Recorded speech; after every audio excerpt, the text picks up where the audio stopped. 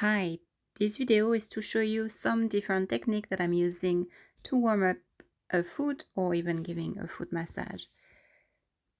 So I always follow the principle of Raynor massage, following the bend, and I very often start on the big toe. It's one of the most important, and it's important to open up the joint, and using the knuckles help opening up all the tension that are build up around the tip of the toe. And when you start opening up those really hard tension, you can feel it. Usually it's very hard. You can even try on yourself and feel. It should be soft, but if it's hard, it means that you have some tension.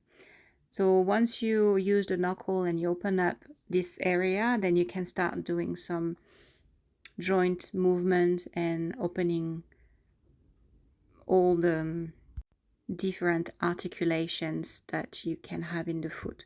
It's quite impressive that once you open up some area, after the foot will crack and click into place, and usually the person feels way better and lighter, and they often feel that their foot is very light, and like nearly they fly when they walk at the end of the session. So now I'm doing the toes in the middle, same principle, opening up the joints around here. So we need to adapt the pressure depending on the person. But for this case, it's a client that is coming regularly, so I can go quite deep and hard on him.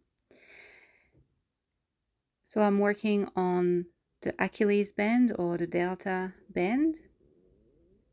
So that is more the Achilles bend, the one underneath, but the one on the side can be either at the bottom, so the Achilles, or it can be the delta bend, depending on where you feel the tension. So usually when we start a massage in Raynor massage, we'll always will start with a head massage to calm the nervous system of the person, and then we are going to do an assessment around the neck to feel where the tension are from.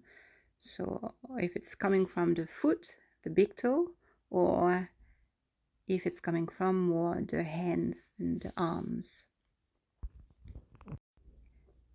And now I'm on the before last toe, which is still part of the Achilles bend or the delta bend, delta ankle bend.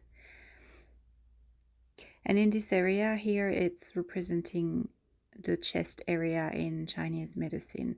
And this movement is actually really good to open up all those little articulation in between the toes. We build up a lot of tension there, and it feels really good usually to open that up. And here it's more the bowel area, so the lower belly area. And we can use, but we need to be careful, especially when the person never had a Raynor massage, with the pressure when we use the tool. So I know my client here, and I know that I can use the wooden tool. But if it's someone that never had a Raynor massage before, you can use the tool, but you need to be very careful and not put all the pressure. Because for some people you can push really hard and won't feel anything. But quite often when there are a lot of tension in the toes, if it's not opened before, you can create bad pain, and it can be really sore inside the heel. And here I am on the side, not the side bend, but the bottom little toe bend. And I'm also working usually the 3 bends there. You have 3 bends: the bottom little toe bend, the upper little toe bend, and the side bend. This area that we are on the top here of the little toe bend. And now I'm back on the delta, opening up the top of the foot and going back to the delta here.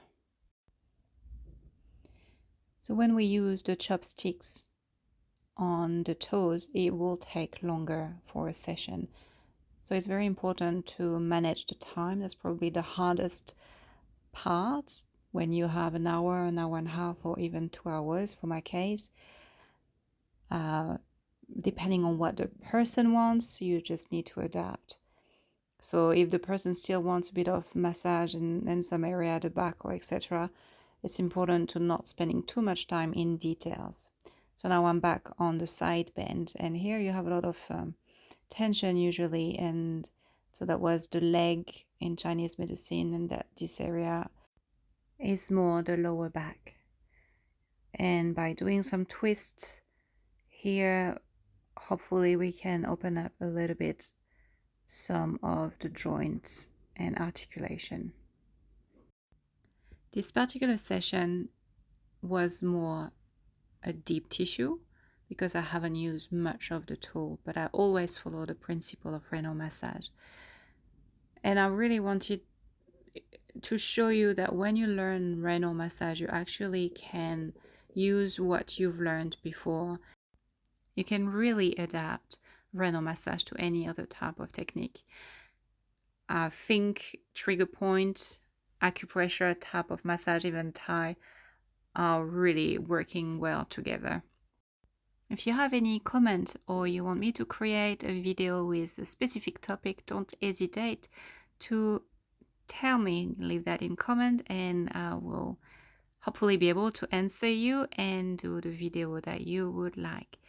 I'm going to do a course in Queenstown level 1, the certificate, the 5 days. Just go on my website for all the information. Thank you for watching.